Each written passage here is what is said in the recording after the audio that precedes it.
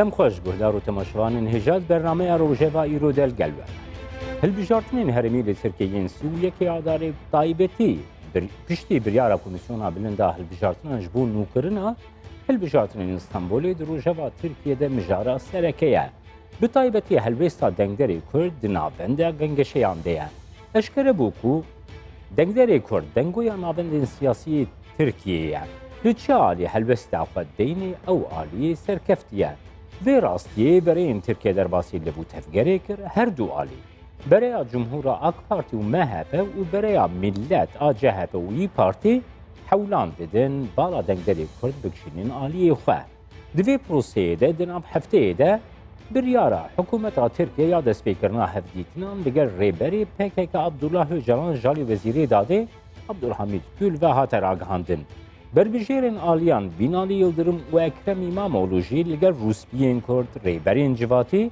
و ناسیارین کرد جوینان لدارتخن اف پروستی چواتی جهی پیگاه کرد پروسه هلبجارتنان ده گلو باشتر هات فام کرن پروسه اکنو یعنی زیگاهی برانبری کرد و پرس و مافین کرد هیا وان مجارین گرنگین روژه و باکری کردستانی امدیلگل پارلمنتری برای اک پارتی آگریه محمد حنفی آدر استودیامaya Ankara'yı بگرن دست و بنرخینن.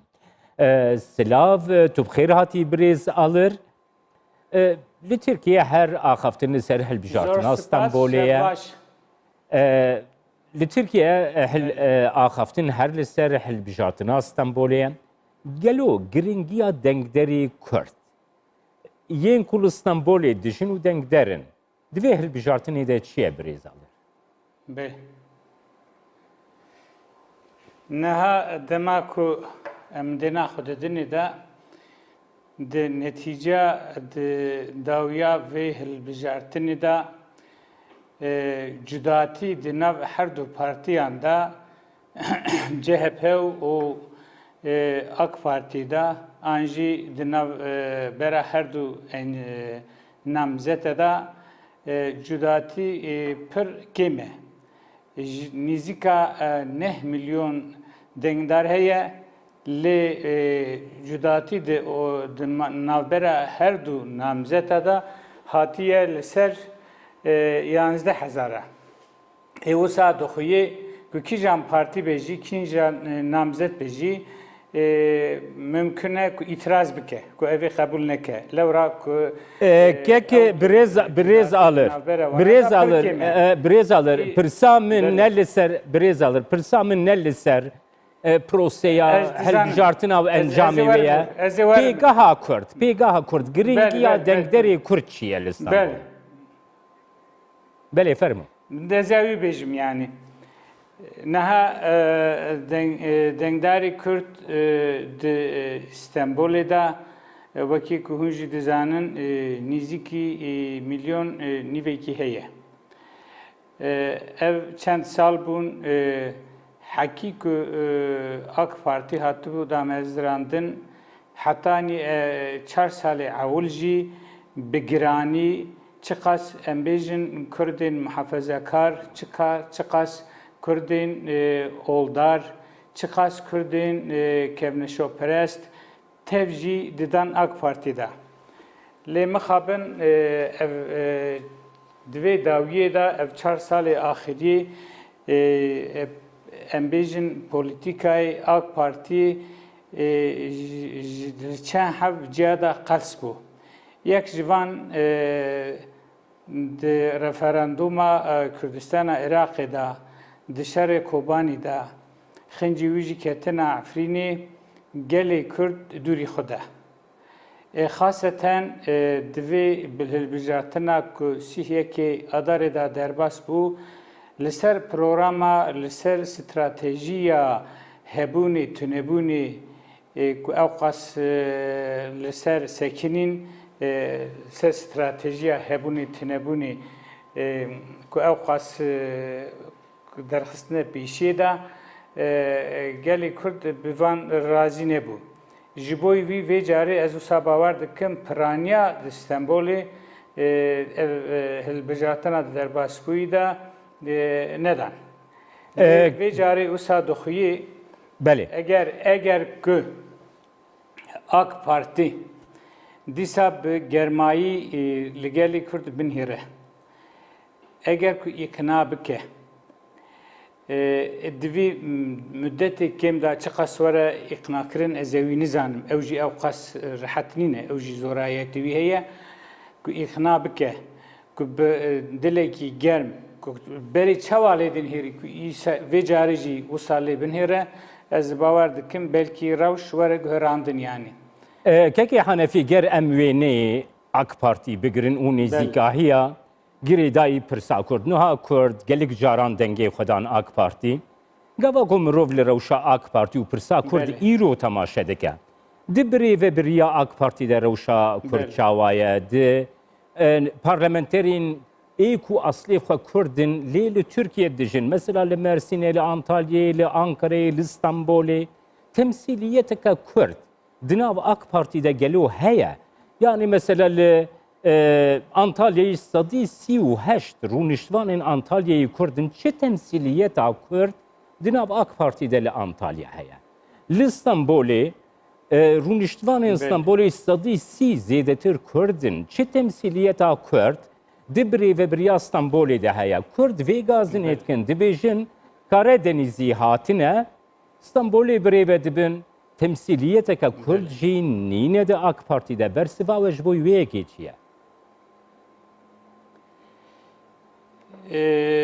Temsiliyeta em bêjin aliyê parlamenteriyê de di nav AK Partiyê de salên ewil, salên 2009, 2007 û 2010 heta ku were 2014 heta were 2015 da piraniyawan hebû. Ez dikarim evî bi dilekî rihetî bêjim. Lê mixabin îro mînanî berê ez nikarim bêjim ew qas temsîliyeta wana heye. Mînanî berê nîne. Niha kêmasî ez nikarim bêjim tune.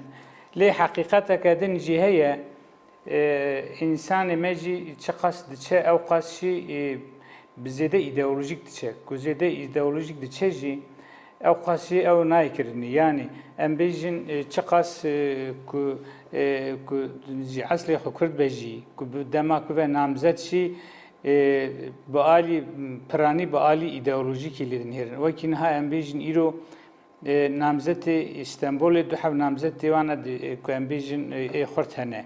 Yek Binalî Yıldırımbek, yek jî İmamoğlu. İmamoğlu çi ku ji Karadenizê, çi ku ji herêma Behra reşe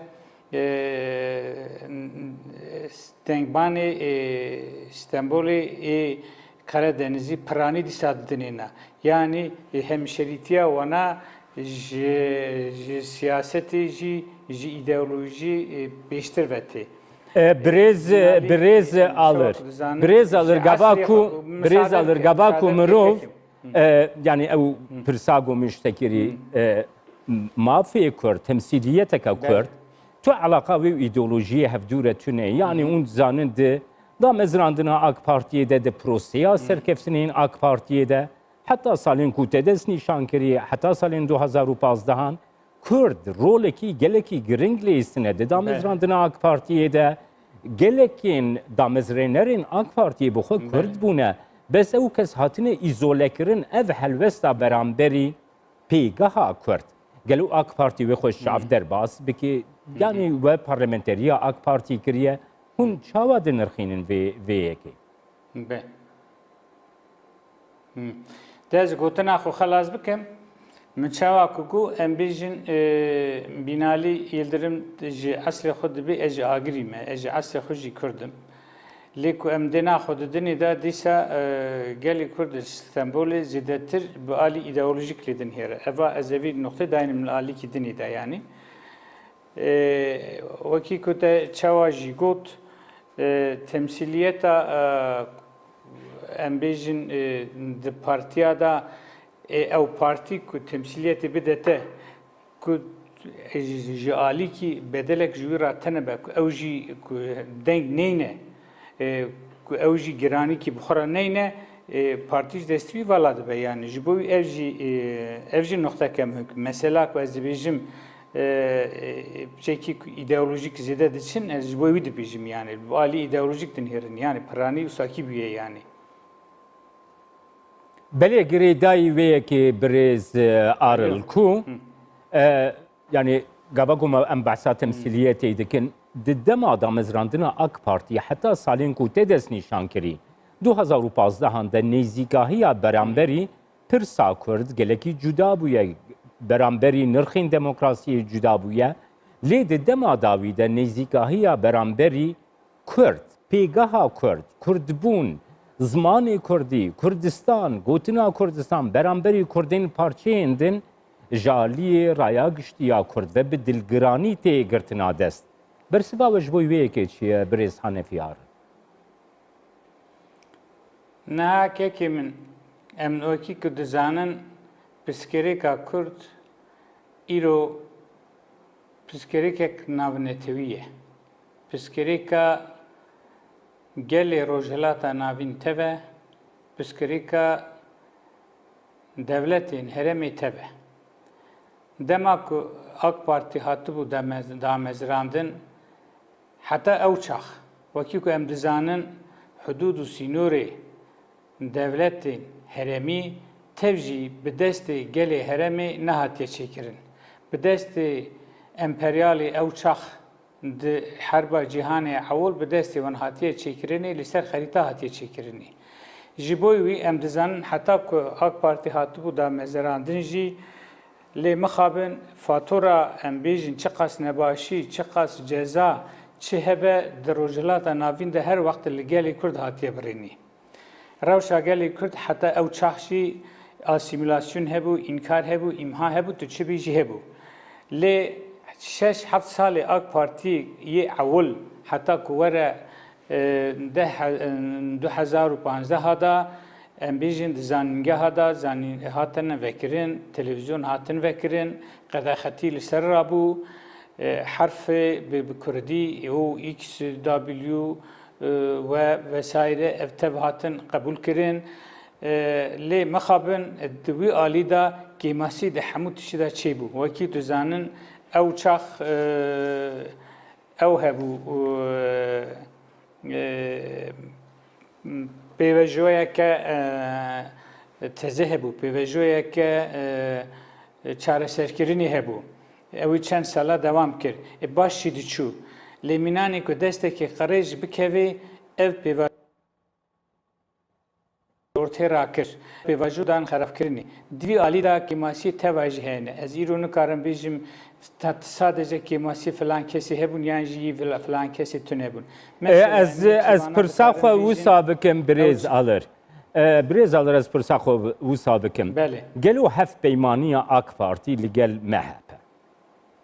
Çi berjevendî, çi derfet ji AK Partiyê re anîne, heta ku ji aliyê MHP ve tê gotin, ji xwe AK Partî siyaseta me birêve dibî. AK Partî siyasetê ku em fikir dikin birêve dibe û heta Dewlet Bahçeli berî 10 roja destnîşan kir ku di hilbijartinên herêmî de ji 18.81 dengên MHP bûne. Ango dengên AK Partiye derdora 33-34 bûne. Yani ev gotinên Dewlet Bahçeli'ne birêz aril. Belê, belê. Lê niha dem çi got ev merhale îro wisa ye. Lê êsivê wisa be menewî ew nîne yani. Duh jî ne wisa bû. Başîtî hebûn, baş dihat, kêmasî ji her kesî de çêbû. Ew çax wekî hûn ji bîr bînin Selahattin Demirtaş çi got? Go ez te naxim ji serok komarê ra Tayyip Erdoğan'a go ez te naxim we naxin serok komar. Belkî em bêjin ev di wexta hilbijartinê de menajê re hebû. Lê di piştî hilbijartinê de jî dîsa li ser wî sekinîn. Aynı ev gotin berdewam kirin. Xêncî wî jî em bêjin ew heştê hev parlamentê were hatibûn meclisê de êrabûn ew çal hatine kolanê, hendek hatine kolanê, ew emekê ku gelê Kurd, ew keda gelê Kurd, ew cesaretê ku Erdoğan ew sal bûn dabûne deste ev hemû berteref bûn yani. Yani ew tê vê watê birêz aril. Birêz aril, niha HDP birêz aril. بله HDP partiye ki yani HDP xod bêje ez partiyekî Türkiye me ez ne partiyekî Bele. Kurdanim. Yani hûn bêjin ku Bele. HDP temsiliyeteke giştî her 3 milyon Kurd dike li Türkiye HDP bi xwe xwe wisa bi nav nakêne ev ne nasnama HDP'ye. Pirsa Kurd li Türkiye pirsekî milletekî ye. Hûn dizanin yani berê Adalet Partisi jî CHP jî di nav Kurdan de deng girtine lê ji ber nêzîkahiya wa beramberî pirsa Kurd niha parlamenterekî nikarin derxin AK Parti bi vê siyaseta xwe gelo nakeve rewşekî wisa de hûn çawa dine. Denha ez çi dibêjim em ji wê merhelê derketin AK Parti tenê me wekî ku ew reş wisa biçûye ku ev astengî derneketena belkî îro em bêjin HDP hevparê AK Parti bû belkî rewş başqa dibû yani AK Parti jî em bêjin ev şerê ku di Sûriyeyê da derket ew jî da tirsandin şerê Sûriyeyê û li ser gelê me tesîrekê wê mezin çî bû şerê Kobanî li tesîrekê wê mezin çî bû cesaretî wî da şikênandinê yani ji bo wî AK Parti bi tenê me ji xwe re hevparekî dinî geriya ku ew nebûye MHP nebiya nikarbûn bibin em bêjin serokkomartî nedihat yani ev sîstema nû nedihat yani êdî kete vê rewşê lê ez dîsa jî wisa bawer dikim ev rewşa niha heta dawî aha naçe yani ev ne mümkün e ku here çi qas here çi qas neçe em ê pêşerojî de evî bibînin yani Kek Henefî her du roja ragihandina hilbijartina nû ya Stenbolê de hevdîtina li gel parêzerên Abdullah Öcalan ya hevdîtina nambêra Öcalan û parêzerên xwe de jî hata ragihandin gelo tu wateyek li pişt vê yekê hebû tu me bestek hebû tu çawa dinirxîne Niha hevdîtina bi Öcalan ra ez wisa bawer dikim çend hefsede mî hene yek jivan eva qedereke pir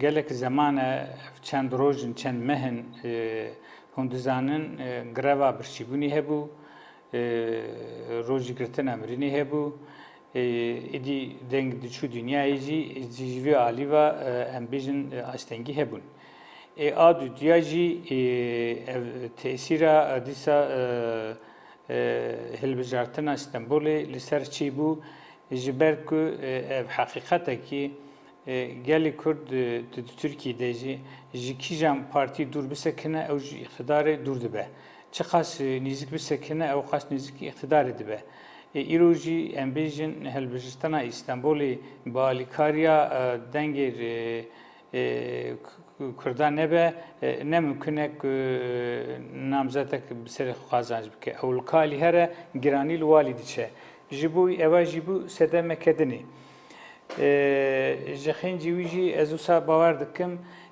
belkî bingeha ewa ki teze were çêkirinê bingeha ku pêvejoyek gelo ne nîzîkî de gelo di dûrayî de ê çawa bibe mînanî ku em bêjin AK Partî çavê xwe ji gelê Kurd re diniqîne yani me hûn ji bîr nekirin erî îro rewş haye em di zorayî danin em di tengasî danin em ji derbeyê derbas bûn me hevalê girt başqa şora girtin jî lê dîsa jî me hûn ji bîr nekirin ji bo vî evê rê hani belkî di pêşerojê da di ji pêşerojeke nê nîzik da di pêşerojeke dûr da bingehekî yani çareserîkî ji bingeheke tezara belkî lê digere jî ez wisa difikirim Kek Henefî zanim dîsa jî bele fermo kek Henefî Pirsgirêka Kurdayetî di Tirkiyeyê ê muteqa çareserî jê ra were dîtin heta niha êPC em bêjin Tayyip Erdogan cesaretekî baş da nîşandayîn di nav 4-5 sala da 5-6 sala da heta ew da yani xebat kirin ket da lê ev muteqa îr bi destê kê jî dibe ê bibe ê rojekî çareserî ji vê meselê re ji vê pirsgirêkê re were dîtinê ew pirsgirêkê kê jê ra çareserî bibîne ew ê bibe dîrokî ew ê dua bistîne خازل ev duayê hane ew qas emek te Tayyip Erdoğan bistîne ez wisa bawer dikim inşallah ew jî bibe nesîbî wî yanî كك حنفي اف بابet diraya giştî tê axaftin. Ben- Niha di vê proseya nêzîkî hilbijartinên Stenbolê de ku du hefte jêreman ger AK Partî ser nekebe. Dê dîse proseyeke nerm, proseyekî ku weke proseyekê çareseriyê, proseyeke ji bo yani pirsa Kurd, çareseriya pirsa Kurd, AK Partî dê berdewam bike. Dez min çawa hêca got yani ev pirsgirêk ê çareserî jê rawere dîtin. An nîzik an dûr. Em miheqa çareserî ê rojekî jê rawere dîtin. Me ev mümkün e ku heta heyat teve wiha berdewam bike. Ev ne mümkün e. Ê çareserî rojekî jê rawere dîtinê. îro divan şert û mercê di îro da ev îro zor dixuye. Lê di pêşerojê de ev bingeh hêdî hêdî mecbûr e ku were hazirkirin. Gelê Kurd zavtişt naxwaze. Gelê Kurd di Tirkiyeyê de cudatî naxwaze. Mafê însanî dixwaze. Mafê însanê tebîî dixwaze. Perwedî bi zimanê xwe dixwaze. Bi jiyaneke bi rûmet dixwaze. Dixwaze ew çi qas ji dewleta xwe hez bike, dewleta wî jî ew qas jî hez bike. Em bêjin îro di li ser cîhanê en bajarê mezin ku zêdetî ku însanê Kurd tê de dijîn Stenbol e. Kurdê Tirkiyeyê jî li hemû bajarê mezin da di hemû metropolan da tev jî îro em bêjin dewlemendên weziyetê wana baş in. Tu kes cudatîkî naxwaze zêde astengî jî tune ne. Lê ev meseleke çi ye? Mesele cesaret dixwaze, mesele bawerî dixwaze. Tu bawer bike ku cesaret hebe, ku bawerî hebe ev mesele ew qas zor nîne jê re çareserî rehet tê kirin yani. Kek Hanefî berî demekî Kurd Serokkomar Erdoğan destnîşan kir ku li Tirkiye divê tifaqeke nûbê hilbijartin tifaqa Tirkiye. Gelo hûn wekî parlamenterî berê AK Partî, wekî aktivîstekî nihadin av AK Partiyê de jî wê helwêsta Serokkomar şawa dinirxînin gelo wateya tifaqa Tirkiye ku Serokkomar Erdoğan anî rojevê çi bû? İttifaka Türkiye'ye ku dibêje. Alo. Berê fermo. Ha. Tu ittifaka Türkiye dibêjî ne ulu? Belê, belê. Ew niha em bêjin ittifaka Cumhuriyetê heye. Belê kek Hanefî ittifaka Tirkiye. Belê. Belê. İttifaka Türkiye'ye ez wisa bawer nakim. Yani em bêjin ku wisa stratejîke mezin dibin de hebe. Lê dixwaze ku piçekî di nav gel da êdî ev mesela em bêjin piştgirêka işte beqa meselesî di siyasetê de ew qas em bêjin çawa bêje sertayî ew qas saratî dixwaze piçekî biha ew bike nerm bike yani ez wisa bawer dikim lê ittifaqeke em bêjin ittifaqa Tirkiye ku hemû tê da bin ji alî pratikî ve ez ew qas rehet nabînim bi rastî. Belê spas parlamenterê berê AK Partî agiriyê Mehmet Hanefî alır ku stûdyoya me Ankara tülgelme. Ez jî zor spas dikim ji temaşevanên hêjara hurmetê xwe dişînim bimînin di xweşî de şev baş. Remezana we jî bi xêr be. Temaşevanên hêja vî awayê me hatin dawiya bernameya rojevayî ro heta bernameyek dina roje